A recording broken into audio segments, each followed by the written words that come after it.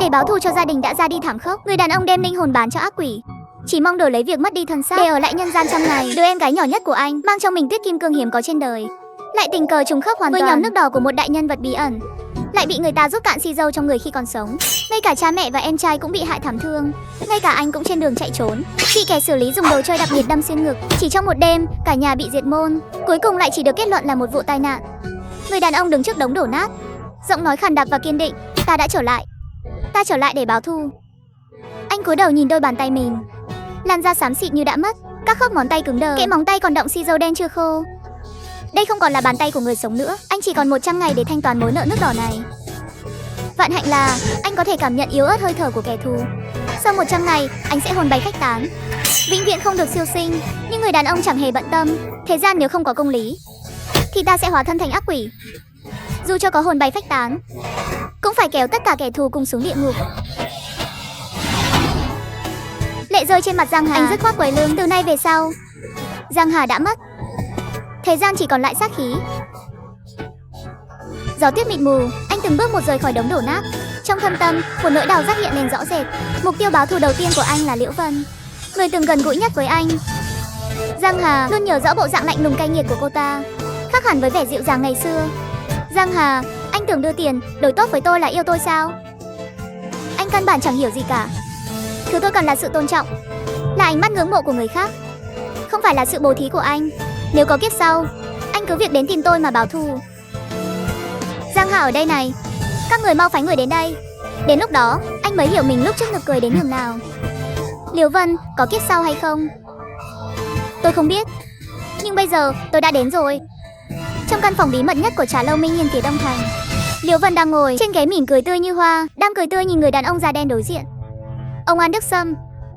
Vài ngày nữa khi Giang gia hàng hải được xử lý, miếng mồi béo bở đó sẽ hoàn toàn là của ông. An Đức Sâm cười lớn, hàm răng chẳng hề chói mắt. Liễu, cô là người phụ nữ thông minh và tàn nhẫn nhất tôi từng thấy. Không có cô, mọi chuyện sẽ không thuận lợi như vậy. Yên tâm, những gì đã hứa với cô, một xu cũng không thiếu, còn cho thêm nữa. Liễu Vân thanh lịch rời đi.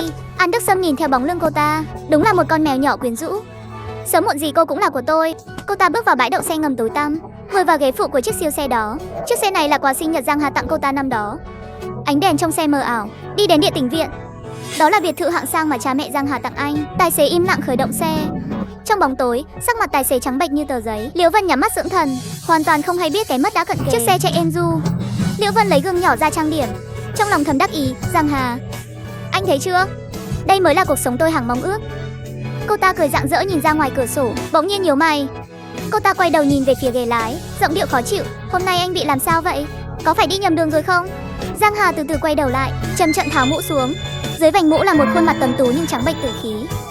Đôi đồng tử đỏ sẫm hiện lên, sự oán hận ngút trời. Chằm chằm nhìn cô ta, Liễu Vân như bị sét đánh ngang tai. Toàn bộ xi dâu trong người như đông cứng ngay lập tức. Chiếc gương tinh xảo rơi khỏi tay, đập mạnh xuống đất. Giọng nói này, khuôn mặt này, cô ta không thể quen thuộc hơn. Là Giang Hà. Giọng cô ta sắc lẹm, biến điệu. Ngươi. Cô ta muốn gào thét, nhưng một chữ cũng không thốt ra được. Giang Hà nhìn cô ta, trong mắt đầy vẻ căm hận. Người phụ nữ này khiến gia đình anh tàn nát, vậy mà vẫn thản nhiên tận hưởng thụ tất cả những gì Giang gia mang lại. Ta đến để tìm người báo thù đây. Dứt lời, Giang Hà tung một đòn tàn nhẫn, trực tiếp khiến Liễu Vân ngất đi, sau đó lái xe vào. Bóng tối vô tận, xử lý cô ta như vậy thì quá hời cho cô ta rồi. Không biết đã bao lâu trôi qua, Liễu Vân tỉnh lại trong cơn đau đầu dữ dội. Trước mắt là một đống đổ nát, thực ra là một căn biệt thự sang trọng đã cũ. Tiếng bước chân chậm rãi từ bóng tối phía xa vọng lại. Liễu Vân kinh hãi trợn tròn mắt, chằm chằm nhìn vào nơi phát ra âm thanh. Giang Hà chậm rãi bước ra từ bóng tối, dừng lại cách cô ta vài bước chân. Bất cứ ai thấy người đã mất xuất hiện trở lại đều sẽ rơi vào nỗi sợ hãi tột cùng. Liễu Vân cũng không ngoại lệ. Cô ta hét lên thảm thiết, ngươi là người hay quỷ? Ngươi đừng qua đây. Đôi mắt kinh hãi trợn trừng hết cỡ. Sao có thể như vậy được? Rõ ràng hắn đã bị đống đồ chơi đặc biệt đâm xuyên tim rồi mà. Giang Hà không nói một lời, đôi mắt đỏ rực chằm chằm nhìn cô ta, nhìn khuôn mặt ở ngay sát cạnh. Tuyến phòng thủ tâm lý của Liễu Vân hoàn toàn sụp đổ. Không liên quan đến tôi. Ngươi đừng qua đây. Thật sự không liên quan đến tôi. Giang Hà đã mất rồi. Giọng của Giang Hà lạnh như băng. Bây giờ ta là ác quỷ bò ra từ địa ngục.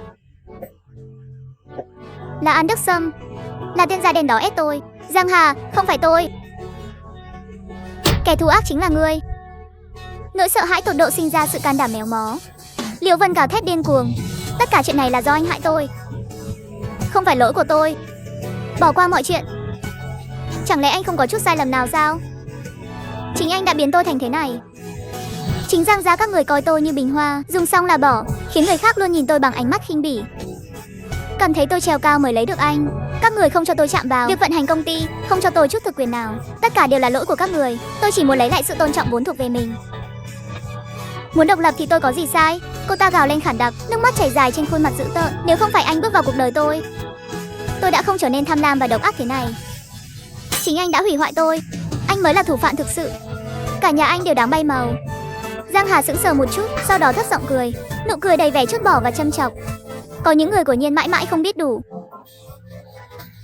Giang Hà đứng trước mặt Liễu Vân, bóng tối bao trùm hoàn toàn, che lấp cơ thể đang không ngừng run rẩy của cô ta. Ngươi nói ta hủy hoại ngươi, được. Ta thành toàn cho ngươi. Ta muốn xem thử tim của ngươi có màu gì. Nghe thấy câu này, Liễu Vân mới chợt nhận ra. Ngươi muốn làm gì? Giọng nói của cô ta mèo mó dữ dội, run rẩy không ra hình dạng. Đừng qua đây, đừng qua đây. Gió càng rít, tuyết càng dày. Đột nhiên, một tiếng thét thảm thiết đến tột cùng vang lên từ sâu trong tòa nhà bỏ hoang. Ngay sau đó là những tiếng kêu thảm liên tiếp không dứt, kéo dài suốt nửa tiếng đồng hồ mới im bặt. Không lâu sau, một bóng người gầy gộc bước nhanh ra khỏi tòa nhà. Giang Hà đưa tay kéo thấp chiếc mũ lên, che đi phần lớn khuôn mặt trắng bệch. Lần đầu tiên xé toạc, cảm giác về sự sống như bị tê liệt, còn đọng lại trên đầu ngón tay. Chính là cảm giác này sao? Anh nhìn vào đêm đen vô tận, lẩm bẩm một mình, nhưng đây mới chỉ là bắt đầu. Ngay khi Giang Hà xử lý xong kẻ thù đầu tiên, quay người rời khỏi tòa nhà bỏ hoang, một Shidoji thám hiểm đang cầm điện thoại live stream tình cờ đâm sầm vào. Cả nhà ơi, đây chính là tòa nhà bỏ hoang. Nghe đồn có ma ám đó, dứt lời, đồng tử Shidoji đột nhiên co rụt lại, thất thanh kinh hãi kêu lên, cái gì kia? Gần như cùng giây đó, điện thoại của đội hình sự đột nhiên vang lên dồn dập. Nhân viên trực máy nói nhanh, alo, đội hình sự xin nghe. Giây tiếp theo, giọng Shidoji run rẩy xen lẫn tiếng khóc sắc lẹm xuyên thấu ống. Có người mất rồi, mau mau đến đây. Lần này Giang Hà trốn vào một căn hộ bỏ trống của Giang gia mà không ai biết. Hiện tại anh là một xác sống, chỉ còn 100 ngày thọ mệnh, thời gian dành cho mình không còn nhiều nữa. Mỗi ngày phải xử lý một kẻ thù. Anh ngẩng đầu lên, đáy mắt cuộn trào luồng khí đỏ rực sát ý. Xử lý An Đức Sâm. An Đức Sâm là đối tác làm ăn cũ của cha Giang Hà. Giang Hà sẽ mãi nhớ ánh mắt bỉ ổi của hắn khi nhìn mẹ mình. Càng buồn nôn hơn là khi hắn nhìn em gái Giang Lan, ánh mắt dơ bẩn không chút che đậy đó. Sau đó Giang Hà dẫn người chặn An Đức Sâm trong nhà vệ sinh, ấn mạnh hắn vào bức tường gạch men, lao mà giữ lấy đôi mắt của ông. Nếu có lần sau, tôi sẽ cho người cắt bỏ cái thứ đó của ông. Nói xong liền quay lưng bỏ đi. Nhưng Giang Hà vừa đi khỏi, An Đức Sâm liền độc địa nguyền rủa sau lưng, chờ đó mà xem nhà các người còn sống được bao lâu. Giang Hà hoàn hồn, đột nhiên nở nụ cười lạnh lẽo với hắn. Đêm muộn, tại phòng họp đội hình sự thành phố, đội trưởng Cao Dương và các thành viên chằm chằm nhìn vào màn hình lớn. Đoạn phim giám sát hầm để xe lặng lẽ phát lại. Một bóng người đội mũ trùm đầu lao ra từ bóng tối, một đòn ra tay dứt khoát đến tột cùng. Tài xế của Liễu Vân lập tức đổ gục xuống đất. Kẻ đội mũ một tay túm lấy gáy tài xế, như kéo một túi rác, dễ dàng kéo cái xác nặng cả vào trong lối thoát hiểm tối om. Sức mạnh này cũng quá phi lý rồi. Viên cảnh sát trẻ hít một hơi lạnh. Lão Triệu nhíu mày thật chặt. Một đấm hạ gục, kéo đi dễ dàng. Đây không còn là phạm vi của người luyện võ bình thường nữa. Tuy nhiên, báo cáo của pháp y Vương Tư Tế càng khiến nhiệt độ trong phòng họp giảm xuống điểm đóng băng. Giọng cô khô khốc chậm rãi lên tiếng. Nạn nhân Liễu Vân, 27 tuổi. Lồng ngực cô ta bị một ngoại lực cực lớn xé toạc ra một cách thô bạo. Ria vết thương toàn là dấu vết giằng xé dữ tợn. Cách thức đứt gãy của sợi thịt căn bản không phải do dụng cụ đặc biệt nào gây ra. Vương Tư Tế nhìn mọi người, giọng run rẩy. Tôi nghiêng về giả thuyết là do dùng tay không. Phòng họp ngay lập tức im phăng phắc. Một viên cảnh sát trẻ mặt trắng bệch, vô thức nuốt nước bọt. Chắc chắn đây không phải đang diễn phim xé xác đấy chứ. Tay không xé toạc lồng ngực. Cao Dương ánh mắt sắc bén, lắc đầu phủ nhận, không thực tế. Hung thủ nhất định đã dùng thủ đoạn nào đó để đánh lừa chúng ta. Giống như mấy tên biến thái già làm lệ quỷ xử lý người, cố tình bày trò huyền bí. Thế giới này làm gì có nhiều lệ quỷ như vậy. Tôi tuyệt đối không tin. Cao Dương quay đầu nhìn sang bộ phận kỹ thuật. Vân tay có manh mối gì không? Hiện trường được dọn dẹp cực kỳ sạch sẽ, ngoại trừ con số 1 viết bằng nước đỏ trên đất thì không có bất kỳ giá trị nào khác. Phía An Đức Sâm thì sao? Cao Dương sắc mặt khó coi. Người này là người cuối cùng Liễu Vân tiếp xúc, nghi phạm lớn nhất. Viên cảnh sát lắc đầu. Lúc xảy ra vụ việc, ông ta đang tham gia tiệc rượu trước mặt bao nhiêu người, có bằng chứng ngoại phạm hoàn hảo. Cao Dương gật đầu, sắc mặt bình tĩnh lại. Quả nhiên, lúc này, một viên cảnh sát khác nhỏ giọng nhắc nhở, sếp, Liễu Vân là bạn gái của thiếu gia Giang gia, Giang Hà. Giang gia nửa tháng trước gặp hỏa hoạn lớn, cả nhà đều đã bay máu. Liệu đây có phải là sự trả thù nhắm vào Giang gia không? Có người phản bác, vụ án Giang gia không phải đã kết luận là tai nạn rồi sao? Cao Dương gõ mạnh xuống bàn, ngắt lời tất cả các tạp âm. Vụ án cũ của Giang gia, lập tức xin lệnh điều tra lại. Ánh mắt anh sắc bén như chim ưng. Anh quay sang nhìn Lão Triệu, anh dẫn người bí mật trích xuất camera xung quanh, tìm ra hướng đi của hung thủ, không vấn đề gì. Anh Diệu, cậu đi kiểm tra kỹ tất cả giao dịch tiền bạc gần đây của Liễu Vân và An Đức Sâm, đặc biệt là những thứ liên quan đến chuyển nhượng tài sản Giang gia.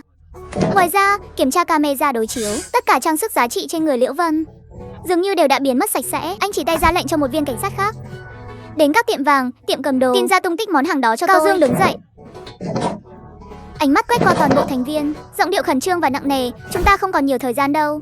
Nếu đây là vụ xử lý người liên hoàn, thì trước khi hắn biết xuống số 2, chúng ta phải nhanh hơn hắn một bước. Sâu trong con hẻm phía đông thành phố, có một cửa hàng tạp hóa cũ kỹ, thực chất là một tiệm cầm đồ đen. Trong tiệm có con chó dữ rất hung tợn. Gã gay cười mắng, không nghe lời thì nấu lẩu luôn. Con chó lập tức xù lông, định nhào tới chỗ gã gay. Ngay lúc đó, cửa bị đẩy ra, một luồng khí lạnh tràn vào. Một người đàn ông đội mũ trùm đầu bước vào, ẩn mình trong bóng tối, chỉ lộ ra làn da trắng bệch. Giây tiếp theo, con chó dữ lúc nãy còn hung hăng đột nhiên phát ra một tiếng rên rỉ, cụp đuôi chạy thục mạng vào gầm bàn. Ông chủ nhìn mà ngẩn người, cậu là kẻ dọn dẹp chó à? Làm con chó của tôi sợ đến mức tè ra quần luôn rồi. Giang Hà không thèm để ý đến lão, đưa tay đập vài món đồ trang sức lên quầy, giọng nói khàn đặc và lạnh lẽo, bao nhiêu tiền? Ông chủ nhìn qua là biết hàng trộm cắp. Sau đó quay tay đóng cửa lại, lấy chiếc cân ra ép giá kịch liệt, 3 vạn. Giang Hà đến mí mắt cũng không thèm động đậy, thản nhiên lên tiếng, tiền mặt. Ông chủ mừng rỡ, xuống hầm lấy tiền. Giang Hà cầm tiền rồi quay người đi luôn. Con chó đó vẫn co rúm dưới gầm bàn, sợ đến mức không dám phát ra tiếng động. Ông chủ đá một cái vào chân bàn, đồ nhát gan. Cặp quỷ chắc, con chó chỉ biết run rẩy điên cuồng. Nó hiểu rõ hơn ai hết, kẻ vừa bước vào căn bản không phải là người. Chiều hôm đó, tại biệt thự ngoại An Đức Sâm nằm ườn trên sofa, vẻ mặt phè phờ. Hắn là một trong những thủ phạm phân chia tài sản của Giang gia, còn gia nhập một tổ chức bí ẩn. Liễu Vân mất thật là đáng tiếc. Hắn vẻ mặt tiếc rẻ, nhưng nhớ lại chuyện năm đó bị Giang Hà đe dọa, lập tức lộ vẻ mặt dữ tợn, coi như thằng danh Giang Hà đó đi sớm. Nếu không tôi nhất định sẽ khiến nó phải trả giá. Một tên đàn em bên cạnh bỗng nhiên vẻ mặt bất an.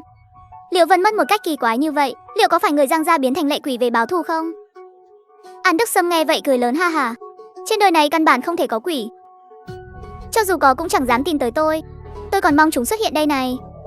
Hoàng hôn buông xuống, căn biệt thự bị bóng tối bao trùm. An Đức Sâm thu lại vẻ mặt giận dữ, đầy vẻ mong đợi, đừng bàn chuyện xui xẻo đó nữa. Hàng đẹp sắp xếp tối nay chắc sắp đến rồi. Sâu trong bóng tối của khu rừng không ngoài biệt thự, một bóng hình lạnh lẽo chậm rãi ngẩng đầu lên. Điểm sáng đại diện cho An Đức Sâm trong ý thức, đang tỏa ra hơi thở nóng rực. Tiếng cười trong biệt thự vẫn phóng túng, vang vọng chói tai trong phòng khách trống trải. Tiếng chuông cửa đột nhiên vang dội, khóe miệng An Đức Sâm nở một nụ cười dâm đãng. Đến rồi. Ha ha ha ha. Một tên đàn em cao giáo, dáng vẻ là lướt đứng dậy đi mở cửa. Giây tiếp theo, cả người hắn bỗng khựng lại tại chỗ. Ngoài cửa không có mỹ nhân nào cả, chỉ có một bóng đen tỏa ra khí lạnh thấu xương. Chiếc mũ trùm che kín khuôn mặt, ánh sáng lóe lên, hắn chưa kịp kêu lên một tiếng thảm thiết nào đã ngã dầm xuống đất. Tiếng cười trong phòng khách vụt tắt. Bóng đen đó chậm rãi bước vào trong, ngước mắt lên, chỉ thấy một đôi mắt đỏ rực chăm chăm khóa chặt lấy An Đức Sâm. An Đức Sâm như bị sét đánh ngang tai, thân hình vạm vỡ, bỗng run rẩy, ly rượu trong tay rơi tuột, đập mạnh xuống đất. Giang Hà, không phải người đã mất rồi sao? Hắn là lệ quỷ về báo thù đó. Tên đàn em khác sợ đến hồn bay phách tán, liên tục lùi lại, chân tay bủn rủn. An Đức Sâm bừng tỉnh, gào lên giận dữ, câm miệng, đồ vô dụng này. Trong mắt hắn lóe lên tia tàn nhẫn, bỗng nhiên đẩy mạnh tên đàn em đang hoảng loạn phía trước tới, gào lên dữ tợn, giả thần giả quỷ. Tên đàn em trong lúc hoảng loạn vừa lấy một chiếc ghế, đập mạnh về phía Giang Hà. Chiếc ghế vỡ tan tành, nhưng người bị đập trúng ngay cả rung nhẹ cũng không có. Giang Hà vung tay, đối phương lập tức ngã xuống đất, tắt thở. Trong nháy mắt, trong phòng khách chỉ còn lại một mình An Đức Sâm. Hắn điên cuồng rút đồ chơi đặc biệt ra, họng đồ chơi nhắm thẳng vào Giang Hà, gào thét điên loạn, ngươi cử động nữa là tao tiễn mày đi luôn. Bóng đen dừng bước, lạnh lùng nhìn hắn. An Đức Sâm thấy vậy liền cười ngạo mạn, ha ha ha ha. Mạng ngươi cũng lớn thật đấy, bị bao nhiêu hàng nóng đâm thế mà không xử lý được ngươi. Tại sao hả? Hay hay hay. Tại sao họng đồ chơi lại hạ xuống? Ngươi tưởng là vì ân oán của chúng ta sao? Nhầm to rồi, là vì thứ của nhà ngươi. Tổ chức muốn các người phải biến mất. Đơn giản vậy thôi, đừng hỏi ta tổ chức là gì. Nụ cười của hắn càng thêm tàn nhẫn, ngươi không xứng để biết. Dứt lời, hắn bóp cò, bắn liên tiếp 2 phát, viên đạn bắn trúng cơ thể Giang Hà, nhưng không có cảnh xi dâu bắn tung tóe như tưởng tượng, chỉ có một sự kỳ quái, dấu vết hư tổn không chút sức sống. Giang Hà chỉ liếc nhìn vết thương một cái, tiếp tục bước tới phía trước. Sao có thể như vậy được? Chúng 2 phát mà không sao. An Đức Sâm nghiến răng kèn kẹt, mồ hôi lạnh chảy ròng ròng. Bỗng nhiên chĩa họng đồ chơi vào đầu Giang Hà. Ta xem mày còn sống được nữa không? Ngay lúc hắn nhìn chằm chằm vào khuôn mặt của Giang Hà, An Đức Sâm bỗng ngẩn người nửa giây. Ngay sau đó, một sự thật kinh hoàng tột độ ập vào tâm trí. Không thể nào, không thể nào. Mày biến đi. Hắn điên cuồng định bóp cò lần nữa, nhưng Giang Hà không cho hắn thêm bất kỳ cơ hội nào. Thân hình lóe lên, áp sát cực nhanh. Giang Hà lập tức đoạt lấy đồ chơi đặc biệt. Họng đồ chơi lạnh lẽo chỉ vào hắn, gằn từng chữ một, từng chữ chấn động cả căn biệt thự. Phát này trả cho cha ta, phát này trả cho mẹ ta, phát này, phát này. 4 tiếng vang lên, mọi chuyện đã định đoạt. Giang Hà dùng món đồ chơi trong tay dí sát chán hắn. Tổ chức là cái gì? Tôi thực sự không biết mà. Tôi chỉ nghe lệnh của Âu Dương Hải thôi. Tôi thực sự không biết gì cả. Ánh mắt Giang Hà bỗng trở nên lạnh thấu xương. Âu Dương Hải, người bạn già thân thiết nhất lúc sinh thời của cha, hóa ra cũng là người của cái gọi là tổ chức. Hóa ra thảm án diệt môn nhà họ Giang năm xưa, hắn cũng nhúng tay vào một phần. Lũ sâu bọ bẩn thỉu thì nên ở lại những nơi thối nát đi. Cả đời mơ ước mọi thứ đều trở nên tĩnh lặng. Giang Tĩnh quay người, lặng lẽ biến mất trong màn đêm u tối.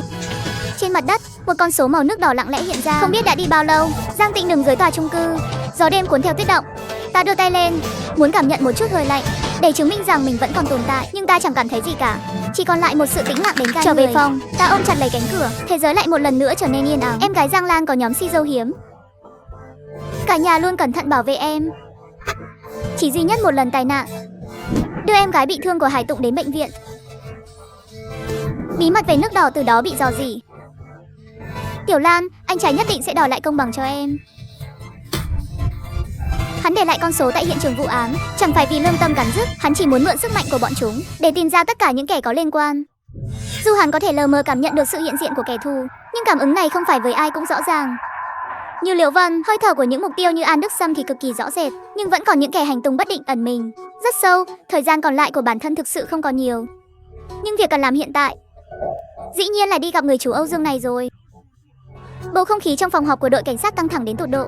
Cao Dương nhíu chặt mày, đơn xin lật lại vụ án diệt môn nhà họ Giang mãi vẫn chưa được phê duyệt, cứ như đá chìm đáy bể. Mà cách đây không lâu, người sống sót duy nhất là Liễu Vân đã đột ngột ra đi. Mối quan hệ xã hội của Liễu Vân điều tra đến đâu rồi?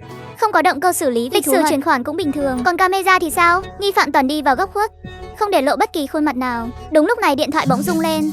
Đầu dây bên kia giọng thành viên đội gấp gáp, đội trưởng, vụ án xử lý người liên hoàn đã có bằng chứng xác thực rồi. Tại hiện trường xuất hiện chữ bằng nước đỏ. Hai, Cao Dương bật dậy, phong tỏa hiện trường, tôi tới ngay. Xe cảnh sát xé toạc màn đêm lao đi vun vút. Vừa đến ngoại cảnh, anh liền đẩy cửa xông vào, một mùi xì dâu nồng nặc sộc vào mũi. 3 người đàn ông ngoại quốc ngã gục và ra đi. Mấy cô gái có mặt tại đó sợ hãi đến run rẩy toàn thân. Cao Dương lướt qua chiếc khăn quàng trên bàn trà, mang tất cả đồ đạc về, kiểm tra từng cái một, không được bỏ sót một thứ gì. Trương Liêu liếc nhìn bọn họ với vẻ khinh bỉ, lẩm bẩm, thật là nực cười. Bọn chúng dọn dẹp sạch sẽ vì mùi cơ thể của bọn chúng lớn, hay là vì răng bọn chúng trắng? Lúc này Cao Dương ngồi xuống cẩn thận so sánh các dấu vết.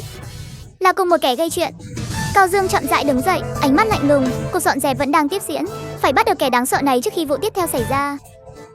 Đêm khuya, không khí trong phòng họp đội hình sự vô cùng ngưng trọng. Cao Dương và các thành viên chăm chú nghe pháp y, Vương Tư Tể báo cáo trước khi 3 người đàn ông ngoại quốc hẹo. 2 người chịu vết thương nghiêm trọng. Người thứ 3 sau khi chịu vết thương nặng hơn đã ra đi. Hiện trường không để lại dấu vân tay của kẻ gây chuyện, chỉ có những dấu chân mờ nhạt.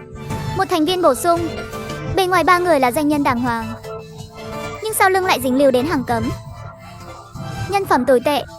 Trương Liêu không nhịn được mà mắng, đúng là lũ rác rưởi. Cao Dương lập tức kéo chủ đề trở lại vụ án. An Đức Sâm và Liễu Vân đã gặp nhau trước khi mất. Cả hai liên tiếp gặp chuyện, hơn nữa đều có liên quan đến vụ án nhà họ Giang năm đó. Đây hoàn toàn không phải vụ án xử lý người bình thường, mà là một cuộc thanh trừng có mục tiêu. Hiện trường thu giữ một món đồ chơi màu đen dùng một lần. 7 viên kẹo chì đều đã dùng hết. Trên người An Đức Sâm có 5 vết thương do đồ chơi gây ra, 2 viên kẹo chì còn lại không rõ tung tích. Cao Dương nhíu chặt mày, bình tĩnh phân tích, 2 phát này rất có khả năng là người quá cố đã dùng đồ chơi về phía kẻ gây chuyện. Nhưng hiện trường không có vết đạn, cũng không có vết nước đỏ của kẻ gây chuyện, hoàn toàn không hợp lẽ thường. Phòng họp rơi vào sự tĩnh lặng tuyệt đối. Vụ án đầy dẫy những điều kỳ quái không thể giải thích.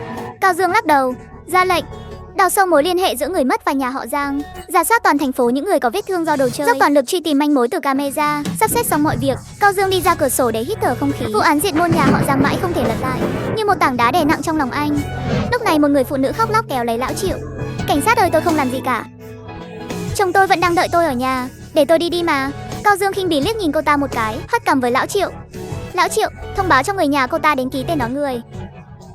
Không có người nhà đến thì không cho đi. Người phụ nữ nghe xong mặt cắt không còn giọt nước đỏ. Thời gian để lại cho mình không còn nhiều nữa. Trong mắt Giang Tĩnh lóe lên sự thù hận ngút trời. Nhắm vào mục tiêu tiếp theo, Âu Dương Hải. Ta dùng điện thoại nặc danh gọi cho Âu Dương Hải. Giọng lạnh thấu xương, Âu Dương Hải, tối nay tổ chức có người muốn gặp ông.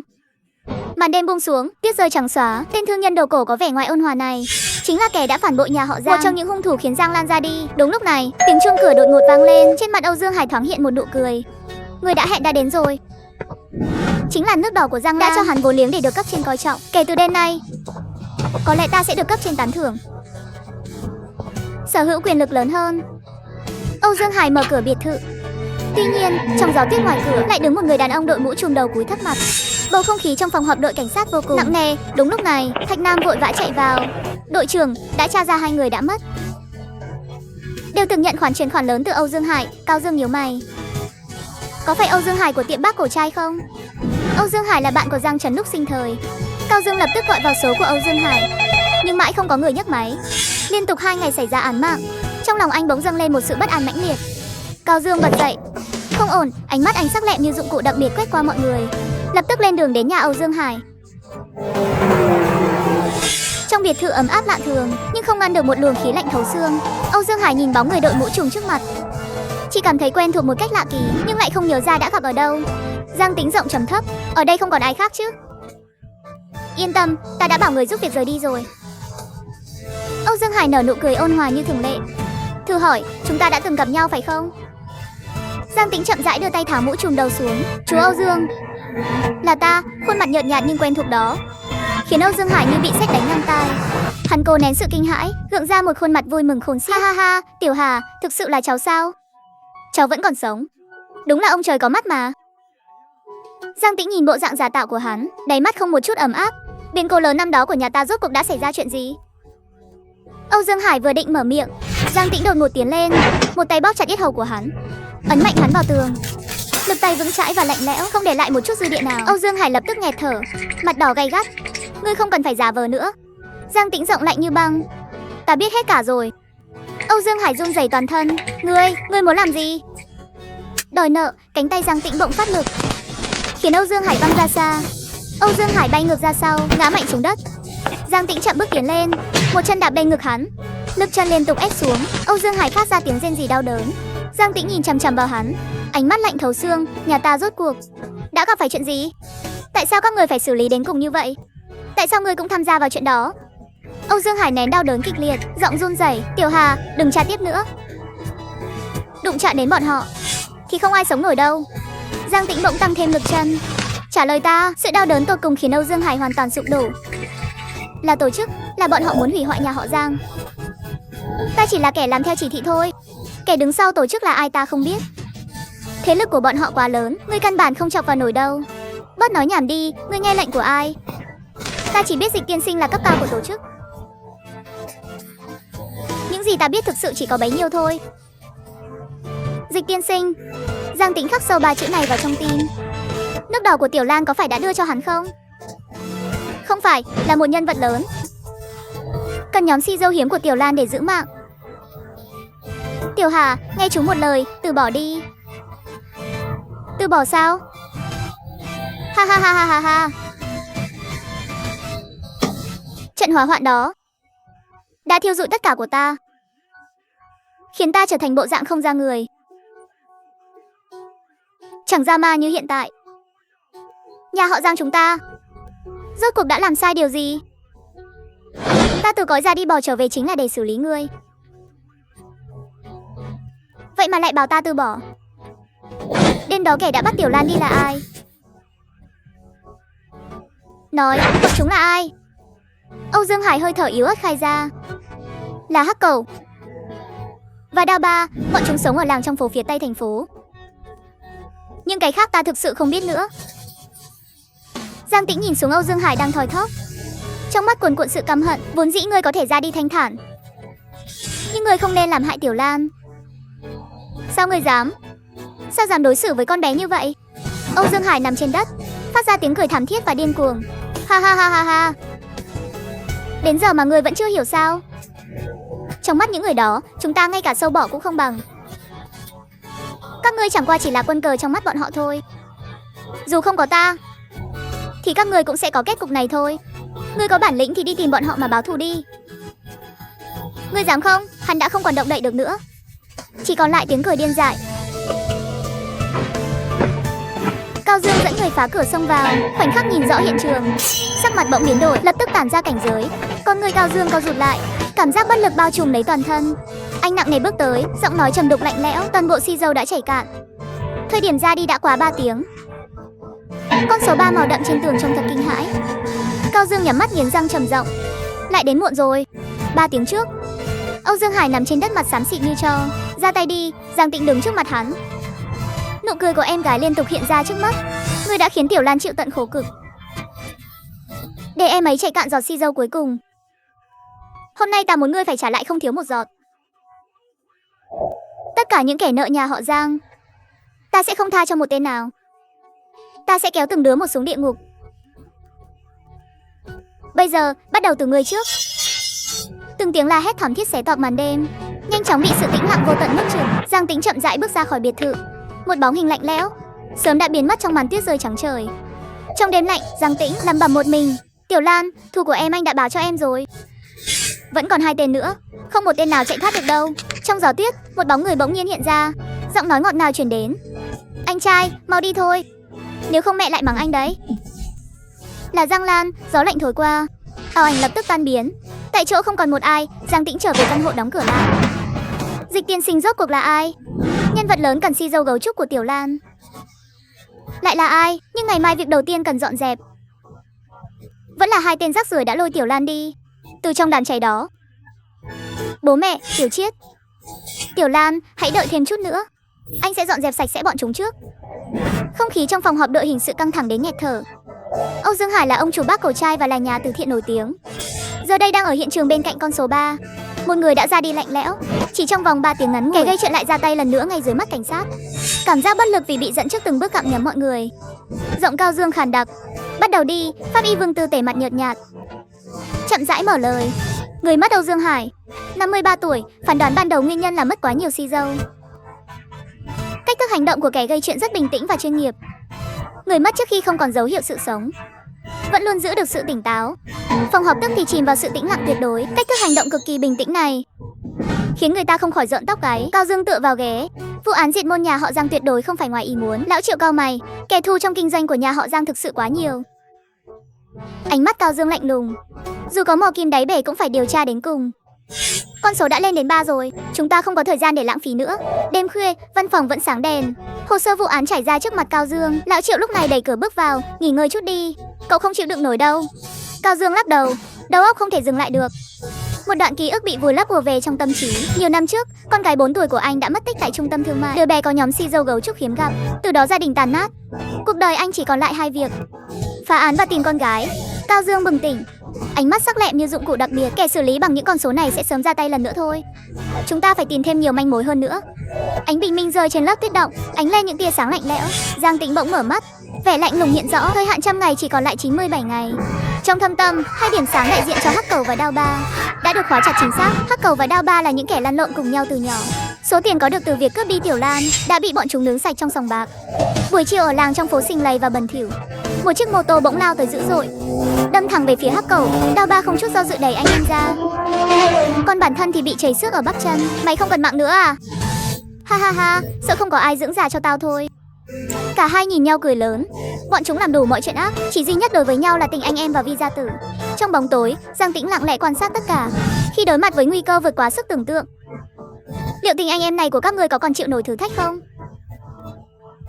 Màn đêm bao trùm làng trong phố, ánh đèn vàng vọt lan tỏa trong căn nhà cấp 4 thấp lề tề. Đao Ba và Hắc Cầu đang vừa uống bia vừa trò chuyện.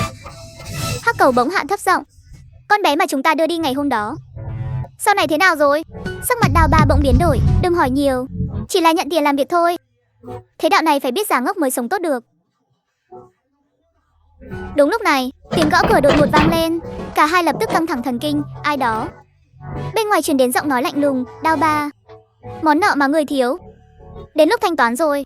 Đao Ba tưởng là người đòi nợ, vừa chửi thề vừa mở cửa. Bên ngoài đứng một bóng người che kín mặt bằng mũ chuông, sắc mặt trắng bệch như tờ giấy. Giây tiếp theo, một lực đạo cực mạnh đánh thẳng vào Đao Ba, trực tiếp mất đi. Phía sau, Hắc Cẩu kinh hô cũng bị một đấm đánh gục. Không biết đã qua bao lâu, Đao Ba khó khăn mở mắt ra, cơ thể bị trói chặt không thể cử động. Hắc Cẩu ở bên cạnh cũng lâm vào tình cảnh y hệt. Kẻ quái dị đội mũ trùm đứng đối diện hai người, cái lạnh thấu xương. Giang Tĩnh chậm rãi tháo mũ trùm đầu xuống, khuôn mặt đó khiến con người hai tên co rụt lại. Xì dâu như đông cứng, như bị sét đánh ngang tai. Là thiếu gia nhà họ Giang, là anh trai của con bé mà bọn chúng đã bắt đi. Nỗi sợ hãi lập tức nuốt chửng cả hai. Giang Tĩnh, giọng điệu bình thản nhưng đâm xuyên thấu xương. Ngọn lửa ngày hôm đó rất lớn, em gái ta đã kêu gào rất thảm thiết. Tiêu Tiền có vui không? Đao Ba thở dốc hồng hộc gầm lên, thằng xúc sinh, dám làm dám chịu. Đừng đụng đến anh em của tao, cứ nhắm vào tao đây này. Ánh mắt Hắc Cẩu cũng đầy kiên quyết. Giang Tĩnh lạnh lùng nhìn đôi anh em sinh tử này, chậm rãi lấy ra một dụng cụ đặc biệt ngắn sắc bén. Cái mạng rác rưởi của các ngươi, thứ duy nhất quan tâm chính là đối phương, phải không? Khóe miệng hắn chậm rãi nở một nụ cười lạnh lẽo. Chúng ta hãy chơi một trò chơi đi. Tiếng chuông điện thoại dồn dập xé toạc sự tĩnh lặng đêm khuya của đội hình sự. Vụ án xử lý người liên hoàn ai chịu trách nhiệm? Ông cung cấp manh mối hay ông chính là kẻ gây chuyện? Năm chữ lạnh lùng khiến mặt người trực máy trắng bệch. Lập tức chuyển máy cho Cao Dương. Việc viết lên những con số không phải là kết thúc, mà là sự khởi đầu. Cao Dương vừa ra hiệu cho cấp dưới định vi, vừa cố ý hờ hững để kéo dài thời gian. Tại sao tôi phải chơi với anh? Giọng Giang Tĩnh lạnh băng, anh không có quyền lựa chọn. Để xem anh có thể ngăn cản ta tiếp tục viết tiếp những con số hay không. Vừa dứt lời, điện thoại bị cúp sụp một cái. Định vi thành công. Khu bi làng trong phố, số 17. Cao Dương nghiêm giọng ra lệnh. Xuất phát. Cánh cửa phòng bị đánh bật ra, một mùi xì dầu nồng nặc đến mức nghẹt thở xộc thẳng vào mũi. Hai chiếc ghế đặt đối diện nhau, hai người lặng lẽ buông tay, không còn dấu hiệu sự sống. Trên tường là hai chữ lớn màu đỏ thẫm. Trương Liêu hít một hơi khí lạnh, dạ dày một trận cồn cào. Đây rốt cuộc có phải chuyện do con người làm không? Khoảnh khắc này, mọi người đều nghĩ đến một loại cách dạy dỗ cổ đại vô cùng tàn khốc. Trương Liêu nén sự khó chịu, giọng run rẩy, đội trưởng, hai người này trông thế nào cũng giống như đang tự xử lý lẫn nhau. Sống sờ sờ tiễn đối phương đi. Cao Dương nhìn quanh, căn phòng giống như bị nguyền rủa này, lẩm bẩm một mình, ở đây rốt cuộc đã xảy ra chuyện gì? Tiểu Lan, Giang Tĩnh lẩm bẩm nhỏ, hai tên rác rưởi đã bắt em đêm đó hẹo rồi. Em có hài lòng không? Lúc bọn chúng ra đi, giống như hai con chó điên cắn xé lẫn nhau. Trong tâm trí Giang Tĩnh hiện về những gì đã xảy ra cách đó không lâu. Chúng ta hãy chơi một trò chơi. Các ngươi chỉ có một người được sống. Đao Ba mắt trợn ngược, gầm thét vùng vẫy, dám làm dám chịu. Đừng đụng đến anh em của tao. Giang Tĩnh lạnh lùng nhìn bọn chúng. Tình anh em của các ngươi thật cảm động. Nhưng dựa vào cái gì mà loại rác rưởi như các ngươi lại có được tình nghĩa, trong khi ta lại mất đi tất cả? Các ngươi đã bao giờ cảm nhận được thế nào là tuyệt vọng chưa? Ngay khoảnh khắc lời nói vừa dứt, trái tim Hắc Cẩu và Đao Ba bỗng thắt lại. Hắc Cẩu. Giang Tĩnh nhìn Hắc Cẩu, ta cho ngươi hai sự lựa chọn. Ta tặng ngươi một nhát dụng cụ, hoặc là ngươi tặng hắn một nhát dụng cụ. Hắc Cẩu nghe vậy điên cuồng lắc đầu. Giang Tĩnh ném dụng cụ đặc biệt ngắn xuống mặt đất giữa hai người, đột nhiên cúi người ghé sát tai Hắc Cẩu, nâng tông giọng, vừa nãy ngươi muốn nói gì? Giang Tĩnh khựng lại một chút, giống như thực sự đã nghe thấy câu trả lời, xong rồi quay người lại, đứng đó không nói một lời nào, chăm chăm nhìn vào Đao Ba. Đao Ba lập tức sụp đổ, con người khi cực kỳ sợ hãi sẽ chỉ nghĩ đến những điều tuyệt vọng nhất. Vừa rồi hắn có phải đã cầu xin tha mạng không? Hắn muốn đổ hết tội lỗi lên đầu tao. Hắn muốn bán đứng tao để giữ mạng. Mắt Đao Ba đỏ ngầu, gầm lên một tiếng điên cuồng, mày dám phản bội tao sao? Chúng ta là anh em vào sinh ra tử, ngươi lại dám lấy mạng ta để đổi lấy sự sống. Hắc Cẩu điên cuồng lắc đầu, tôi không có, tôi thực sự không có mà. Đao Ba đột ngột vươn người chụp lấy món đồ chơi nhỏ, đôi mắt đỏ ngầu đầy vẻ hiếu kỳ. Hắc Cẩu lập tức thét lên thê lương. Đao Ba lao vào như điên dại, trốn thoát trở về trong mỗi người một món đồ chơi nhỏ. Tao để cho mày bán đứng tao này, cái đồ phản bội nhà mày. Hắc Cẩu không ngừng kêu thảm, tôi không có, sao anh không tin tôi? Đao Ba nước mắt giàn giụa nhưng không nỡ xuống tay. Thế vừa nãy hắn đã nói gì với mày? Mày rõ ràng là muốn bán đứng tao để bảo toàn mạng sống. Tình anh em mấy chục năm qua đã hoàn toàn sụp đổ vào giây phút này. Cuối cùng, nhìn Hắc Cẩu dần ra đi mãi mãi, món đồ chơi nhỏ trong tay Đao Ba rơi xuống đất. Đao Ba gào thét trong đau đớn và tuyệt vọng. Giang Hà mặt không cảm xúc cúi người nhận món đồ chơi nhỏ lên, lặng lẽ tiến đến phía sau Đao Ba. Một giọt xì dầu trượt xuống từ mũi dụng cụ đặc biệt. Bầu không khí trong phòng họp đội hình sự đêm khuya vô cùng căng thẳng. Mọi người đều thận trọng, pháp y vương tư tế, sắc mặt trông rất tệ. Thủ đoạn của hung thủ thực sự quá tàn độc. Cả hai người ra đi đều là những tay giang hồ vặt.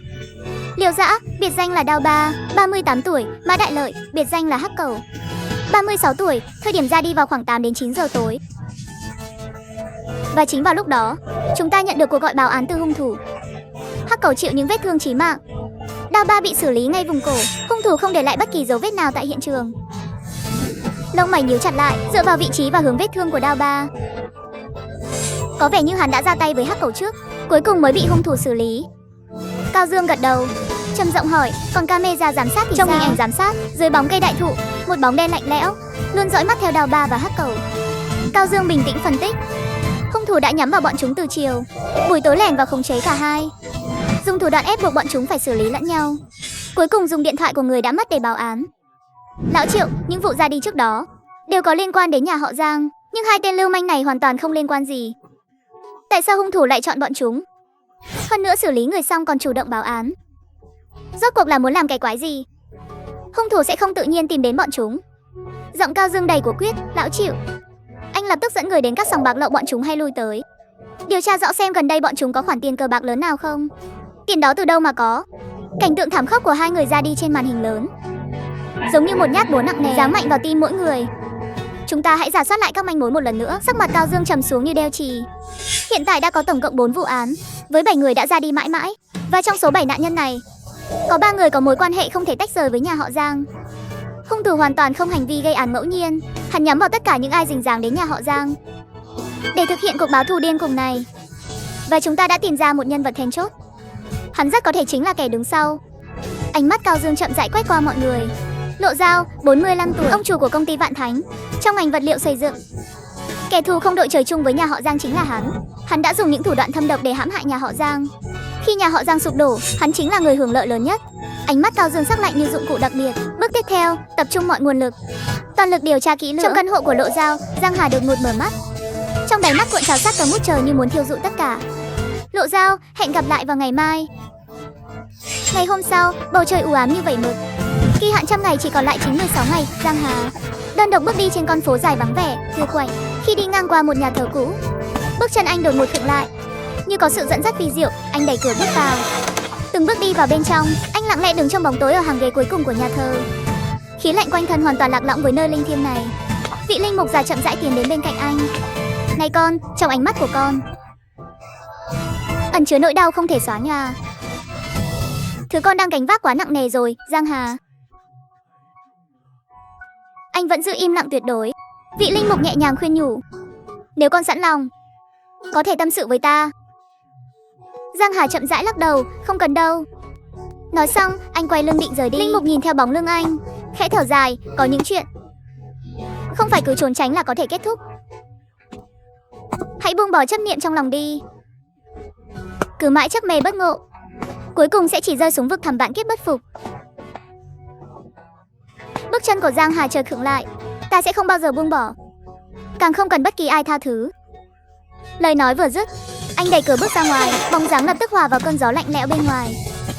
Linh mục thẫn thờ nhìn theo hướng anh biến mất. Cuốn kinh thánh dày cộm trên tay bỗng tuột khỏi tầm tay, rơi nặng nề xuống nền đất lạnh lẽo. Các trang giấy tự động lật mở dù không có gió. Ánh mắt linh mục dừng lại trên trang giấy vàng ố. Trái tim ông bỗng chốc run rẩy. Trên giấy in rõ một dòng chữ: sự trả thù thuộc về ta, ta sẽ báo ứng.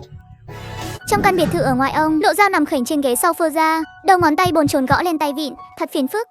Ánh mắt hắn lạnh lùng, trong lòng thầm tính toán, đám cảnh sát đó tốt nhất đừng có giở trò gì. Lộ tiên sinh, mời dùng nước. Một tên vệ sĩ cùng núm rót thêm nước nóng vào ly thủy tinh trước mặt hắn. Tuy nhiên, vài giọt nước nóng bắn ra ngoài, rơi trúng mu bàn tay đang đặt trên tay vịn của Lộ Giao. Xin lỗi Lộ tiên sinh. Sắc mặt tên vệ sĩ cắt không còn giọt xi dâu vì sợ hãi. Lộ Giao mặt không cảm xúc, thản nhiên nói, không sao. Giây tiếp theo, Lộ Giao bất ngờ chụp lấy cái gạt tàn trên bàn trà, đập mạnh vào đầu hắn. Tên vệ sĩ ngã gục xuống, bất tỉnh ngay tại chỗ. Lộ Giao vốn là một kẻ tàn nhẫn, lăn lộn trên thương trường nhờ sự độc ác. Chỉ trong vài năm ngắn ngủi từ một tên lưu manh đường phố trở thành bá chủ giới vật liệu, nay đã tẩy trắng thành ông chủ công ty Vạn Thánh. Hơn nữa vận may của hắn luôn cực kỳ tốt, nhiều lần may mắn thoát nạn, sống sót khiến hắn tin rằng mình là kẻ được chọn. Hắn còn được một tổ chức bí ẩn âm thầm chiều mộ, thế lực càng mạnh hơn trước. Một tên vệ sĩ khác nhìn đồng bọn đang nằm dưới đất, run cầm cập. Lộ tiên sinh, cảnh sát sắp đến rồi, chuyện này.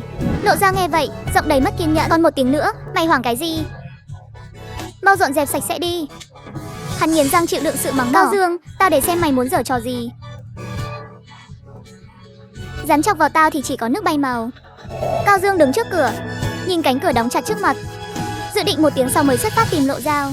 Nhưng anh quyết định hành động sớm hơn, để đánh cho đối phương một đòn bất ngờ. Cái bóng của tên hung thủ bí ẩn lại lướt qua tâm trí anh.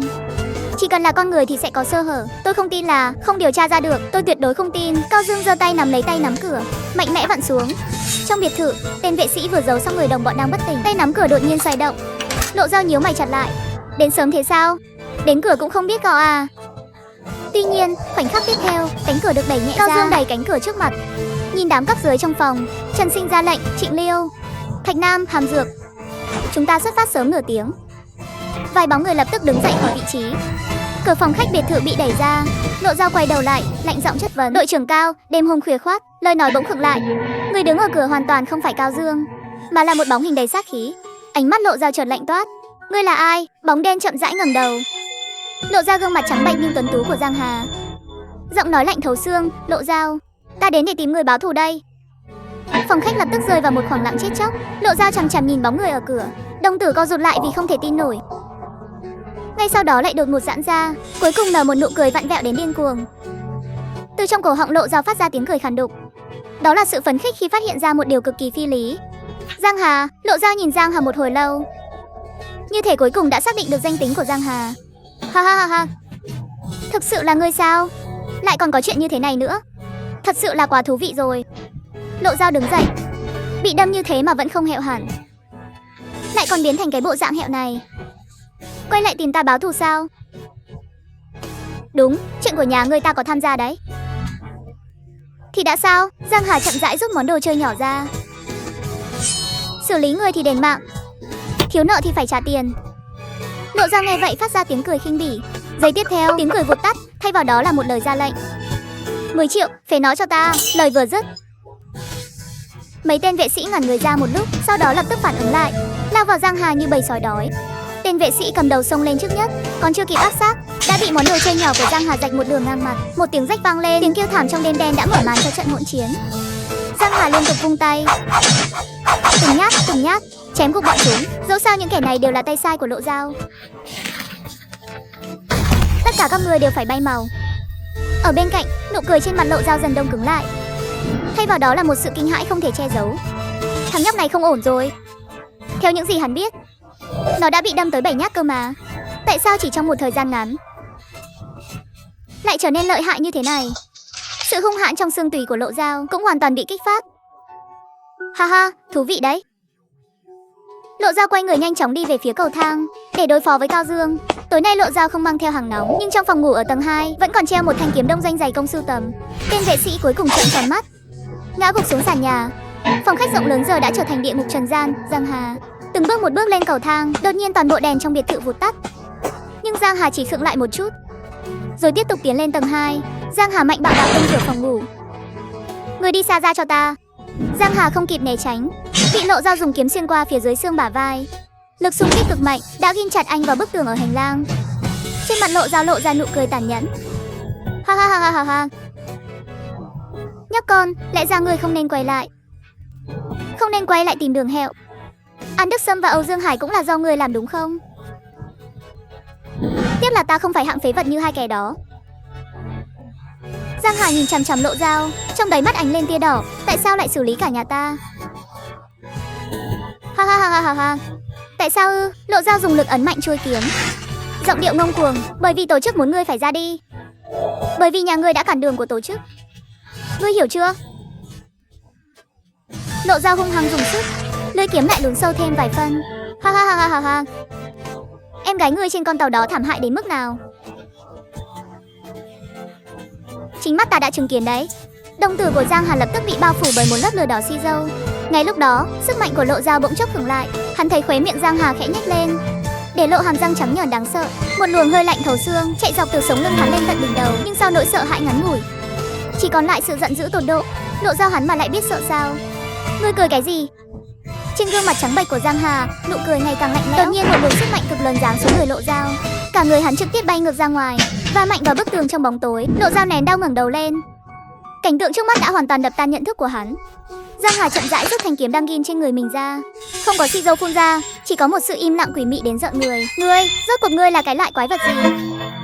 Giang Hà cầm kiếm từng bước tiến lại gần. Ta chính là con quái vật do chính tay các ngươi tạo ra đấy. Giang Hà lần lượt xử lý từng tên một. Kẻ thứ hai, kẻ thứ ba, kẻ thứ tư, kẻ thứ năm, kẻ thứ sáu. Ngươi có xử lý ta cũng vô ích thôi. Ngươi không báo thù được đâu. Ngươi căn bản không biết tổ chức đáng sợ đến mức nào đâu. Giang Hà tung một cú đá cực mạnh vào ngực hắn. Toàn bộ cơ thể Lộ Dao gập lại như con tôm, đau đến mức toàn thân run rẩy, nhưng vẫn nghiến chặt răng, nuốt ngược tiếng kêu thảm vào trong. Một thanh kiếm nhỏ lao tới, ghim thẳng vào bả vai hắn. Cơn đau thấu xương như thủy triều ập đến. Tấn công hệ thần kinh của Lộ Dao. Giang Hà chậm rãi ngồi xổm xuống. Bây giờ chúng ta hãy nói về tổ chức đó và cả con tàu đó nữa.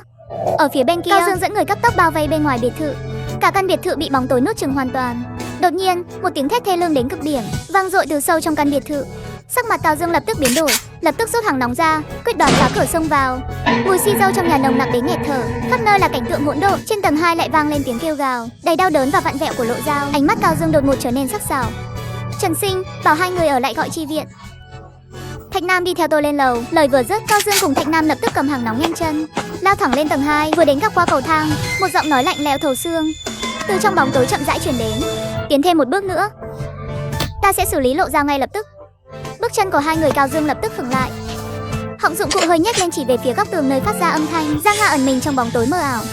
Lưới dụng cụ áp sát vào Lộ Dao. Cảnh báo, tôi là đội trưởng cảnh sát hình sự Cao Dương. Cao Dương dùng giọng điệu điềm tĩnh, lập tức hạ dụng cụ đặc biệt xuống. Lộ Dao đang bị kề dụng cụ vào cổ, trong mắt bỗng lóe lên tia hy vọng điên cuồng. Ha ha ha ha ha ha. Quả nhiên cho dù có chuyện gì xảy ra, kẻ chiến thắng cuối cùng vẫn là mình. Lộ Dao khó khăn mở miệng đầy xì dâu. Đội trưởng Cao cứu tôi. Đây chính là Lộ Dao. Những lời chưa nói hết lập tức nghẹn lại trong cổ họng. Cao Dương ra hiệu cho Thạch Nam yểm trợ, rồi tựa lưng vào từng nhích từng chút một về phía trước. Rất nhanh, Cao Dương đã áp sát góc qua của bức tường. Đội trưởng Cao, có vẻ anh không muốn hắn giữ được mạng nhỉ? Cao Dương đành phải dừng bước. Anh muốn thế nào? Hai người cách nhau không đầy 3 mét. Không khí như thể bị đóng băng. Cao Dương trầm giọng nói, chúng ta nói chuyện đi. Thế nào? Trong bóng tối Giang Hà không hề nới lỏng. Lưới dụng cụ ngược lại còn áp sát cổ Lộ Dao hơn mấy phân, lạnh lùng nhìn chằm chằm về góc qua đối diện. Những con số bằng xi dâu là do anh để lại đúng không? Trong bóng tối, Cao Dương khẽ ngẩng đầu, cố gắng nắm bắt dù chỉ là một động tĩnh nhỏ nhất của đối phương. Từ sau bức tường truyền đến giọng nói lạnh lẽo, đúng vậy. Vậy chúng ta cũng coi như là đã gặp mặt nhau rồi. Giọng nói của Giang Hà mang theo một chút giễu cợt. Ha ha, đúng là vi diệu thật. Chắc anh không muốn gặp tôi đâu. Không, tôi rất muốn gặp. Trong mắt Cao Dương xẹt qua một tia sáng. Nói thật, anh là tên tội phạm đầu tiên khiến tôi tò mò đến thế. Ha ha, anh đang trì hoãn thời gian để chờ viện binh sao?